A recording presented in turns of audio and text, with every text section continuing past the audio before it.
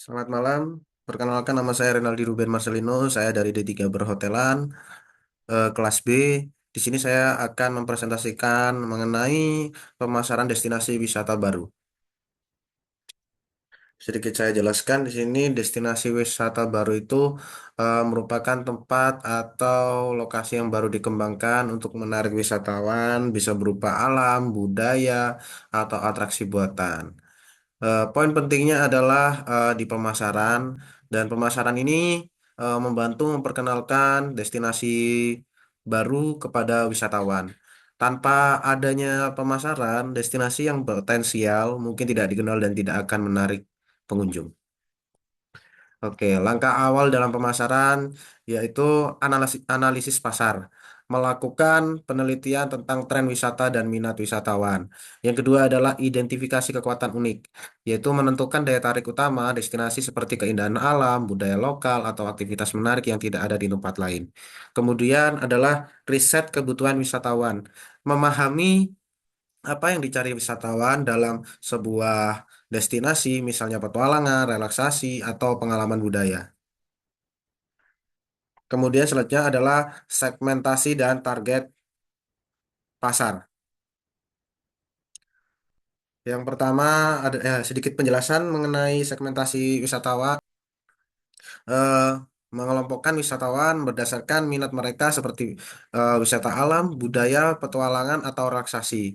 Dan di sini target pasarnya bisa dari lokal, yaitu wisatawan dari dalam negeri atau daerah terdekat.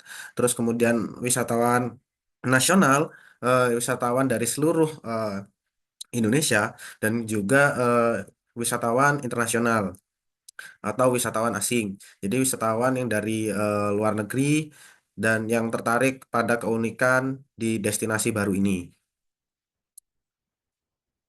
Oke, untuk strategi pemasaran digital bisa melalui media sosial seperti platform Instagram, TikTok, Facebook untuk menjangkau audiens yang luas. Jadi promosi-promosi tempat wisata juga bisa dilakukan di sosial media dan juga tidak hanya di media sosial atau eh, aplikasi-aplikasi seperti Instagram, TikTok juga bisa melalui website resmi. Jadi eh, terkadang di setiap destinasi wisata juga menyediakan website resmi mengenai informasi tentang destinasi wisata tersebut, terus dan memberikan informasi yang menarik, detail lengkap dan cara berkunjung ke sana atau aktivitas-aktivitas apa yang ada di sana. Kemudian eh, juga ada dengan SEO dan iklan digital. Dan SEO sendiri adalah Search Engine Optimization dan iklan digital untuk meningkatkan visibilitas di mesin pencari seperti Google sehingga lebih mudah ditemukan oleh calon wisatawan. Jadi eh, banyak iklan-iklan yang di-share tidak hanya di sosial media, di website, bisa juga di Google seperti kayak Wonderful Indonesia atau eh, banyak website-website yang resmi yang dari eh, destinasi wisata tersebut itu sendiri yang buatnya untuk mempromosikan dari tempat wisata itu sendiri. Jadi apa yang ada di dalamnya, apa yang kita dapatkan di dalam destinasi wisata itu, terus mengapa kita harus ke sana dan kita juga dipermudah dengan bagaimana kita masuk ke sana, terus eh, benefit apa yang kita dapat seperti itu. Kemudian untuk strategi promosi bisa melalui kolaborasi dengan influencer. Jadi eh, kerjasama dengan travel influencer atau blogger untuk mempromosikan destinasi wisata kepada pengikut mereka. Jadi engagement dari eh, influencer juga berpengaruh untuk ramainya destinasi wisata tersebut. Jadi influencer bisa memberikan kesan positif untuk penilaian ke destinasi wisata tersebut. Terus kemudian Strategi yang kedua adalah media dan publikasi. Jadi melibatkan media lokal dan nasional untuk mendapatkan liputan tentang destinasi melalui artikel, video, atau berita. Jadi kurang lebih sama seperti poin pertama, kolaborasi dengan pihak kedua. Jadi kita eh, mempromosikan tempat destinasi wisata ini, tempat wisata ini dengan sosial media. Jadi eh, melibatkan orang-orang seperti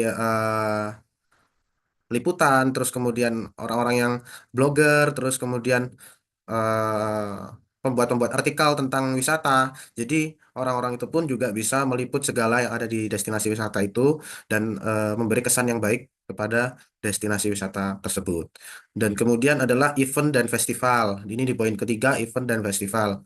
Selenggarakan acara khusus seperti festival budaya atau kegiatan unik untuk menarik perhatian wisata dan media. Jadi biasanya di tempat-tempat ada beberapa tempat wisata biasanya eh, ada event di tempat wisata itu sendiri yang apa namanya seperti festival budaya terus apa em, event-event yang mungkin dari pemerintahan atau apapun itu yang terkait dengan destinasi wisata tersebut, terkait dengan pengembangan destinasi wisata tersebut juga berperan positif untuk memperkenalkan destinasi wisata tersebut ke kalangan masyarakat. Jadi strategi promosi ini lebih lebih condong ke bagaimana kita mempromosikan destinasi wisata ini ke sosial media dan ke dunia maya seperti itu.